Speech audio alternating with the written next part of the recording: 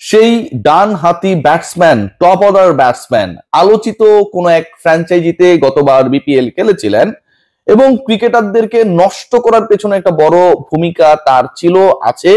এবারের এনসিএলও, যে এনসিএল চলছে এবং যে এনসিএল টি20 শেষ হয়েছে, সেই ক্রিকেটার সেখানটায় গুরুত্বপূর্ণ ভূমিকা পালন করেছেন। খেলার ক্ষেত্রে তাকে বাংলাদেশ ক্রিকেট বোর্ড আটকায়নি। বিপিএল এ তার খেলা হবে না। কে সে আমি জানি না। বিপিএল এ তার খেলা না হলে আমরা গেস করতে পারবো। এই যে ক্রিকেটারদের নাম এখন পর্যন্ত প্রকাশ করছে না বাংলাদেশ ক্রিকেট বোর্ড, অপ্রকাশিত সেই ক্রিকেটারদের ব্যাপারে ফ্র্যাঞ্চাইজিগুলোকে বলা হয়ে গেছে যারা দল পাবে তারা কোনোভাবেই এই ক্রিকেটারদের, যারা 2 নম্বরই করেছে, দুর্নীতি করেছে, ফিক্সিং এ জড়িত ছিল, সন্দেহভাজন, তাদেরকে দলভুক্ত করবে না।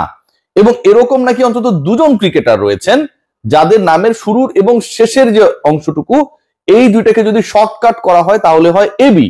আমি জানি না তারা কারা, কারণ অনেক ক্রিকেটার খেলেছে, এত বড় লিস্ট থেকে আসলে সামনে এ পরে বি এটা বাইর করা আমার জন্য ডিফিকাল্ট, কারণ এতটা মেধাবী আমি না এবং এটা গেস করে বলার কোনো সুযোগ নেই। অন্তত 2 জন ক্রিকেটার, একজন নাকি হচ্ছে ভালো ব্যাটিং করেন, আরেকজন নাকি হচ্ছে মোটামুটি মানের একজন বোলার।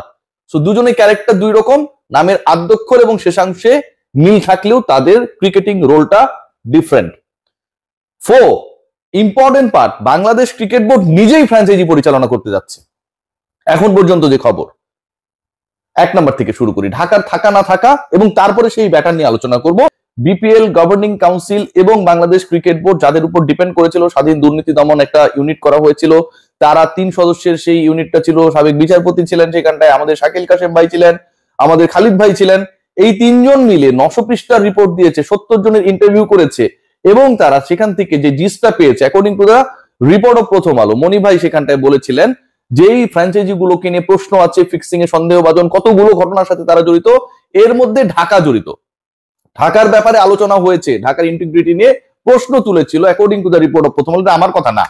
এবং সেই একই গ্রুপ, সেই রিমার্ক হারলান, তারা আবারও বিপিএল এ ফ্র্যাঞ্চাইজি পেতে চায়। ধরেন একটা গ্রুপ কোন একটা পার্টিকুলার টুর্নামেন্টে ফ্র্যাঞ্চাইজি ওনার হওয়ার চেষ্টা করলো, পরবর্তীতে বললো ভাই গ্রুপের মালিক তো জড়িত না, আমরা যাদেরকে দায়িত্ব দিছিলাম তারা জড়িত। তাহলে গ্রুপের মালিক কি ঘাস কাটছে? ঘাস কেটেছে তারা ঘাস কেটে গরুকে খাইয়েছে? তাদের কাজটা কি? আপনি একটা কোম্পানির মালিক, আপনি আপনার কোম্পানিকে বাংলাদেশ ক্রিকেট বোর্ডের সবচেয়ে লুক্রেটিভ ব্র্যান্ডের দায়িত্ব দিয়েছেন, সেখানটায় আপনার কর্মচারী কর্মকর্তারা মিস্টার এম টিভি না এম, তারা কি আকাম কুকাম করছে সেটা আপনি খবর রাখবেন না? সো এটা পুরোটাই ওই গ্রুপের রেসপন্সিবিলিটি যে তারা সেটাতে ফেল করেছে। এবং ওই যে রিমার্ক হারলান গতবারও ছিল, এবারও তারা আছে।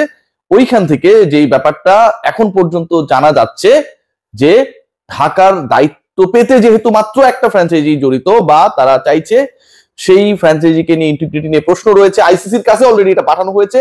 শেষ পর্যন্ত তাদের দল পাবার সম্ভাবনা 10%, 90% তারা দল পাচ্ছে না, মোটামুটি নিশ্চিত। এবং এই ঘটনা যদি ঘটে তাহলে ঢাকা ছাড়া কি বিপিএল হবে? না, ঢাকা ছাড়া বিপিএল হবে না। বাংলাদেশ ক্রিকেট বোর্ড তারা প্রয়োজনে 1টা অথবা 2টা দলের দায়িত্ব নেবে। আবারও বলছি, বাংলাদেশ ক্রিকেট বোর্ড তারা প্রয়োজনে 1টা অথবা 2টা দল অপারেট করবে। তারা এনশিওর করার চেষ্টা করবে বিপিএল এ যাদের গায়ে কালিমা লেপটে গেছে, যারা এখানে দুর্গন্ধ ছড়িয়েছে, তারা যেন কোনোভাবে অংশগ্রহণ করতে না পারে। এটা হচ্ছে প্ল্যান বি বাংলাদেশ ক্রিকেট বোর্ডের। ঢাকা ছাড়া বিপিএল হচ্ছে না, কিন্তু ওই পার্টিকুলার ক্রিকেটারকে ছাড়াই বিপিএল হবে। ওই যে বললাম অনেক ভালো বিভিন্ন রেকর্ড টেকর্ড নাকি করেছে, ডানহাতি ব্যাটসম্যান, টপ অর্ডারে ব্যাট করেন, অনেক সুন্দর, স্মার্ট, কনফিডেন্ট। হ্যাঁ, সো ওই পার্টিকুলার ক্রিকেটারকে আর খেলানো হচ্ছে না। এবং তার ব্যাপারেও মানে বিস্তর অভিযোগ, এনসিএল এ তিনি কেন খেলছেন এটা নিয়ে ক্রিকেটারদের মধ্যে পর্যন্ত অসন্তুষ্টি নাকি ছিল। সেই ক্রিকেটারকে আমরা নিশ্চয়ই বের করার চেষ্টা করব।